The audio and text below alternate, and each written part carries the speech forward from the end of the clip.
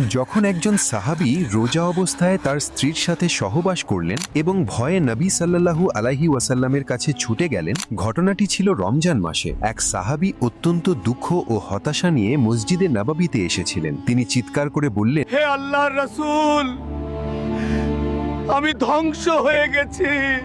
নবী সাল্লাল্লাহু আলাইহি ওয়াসাল্লাম অত্যন্ত উদ্বেগের সাথে তাকে জিজ্ঞাসা করলেন, তোমাকে কি ধ্বংস করেছে? তিনি বললেন, আমি রোজা অবস্থায় আমার স্ত্রীর সাথে সহবাস করেছি, যার ফলে আমার রোজা ভেঙে গেছে।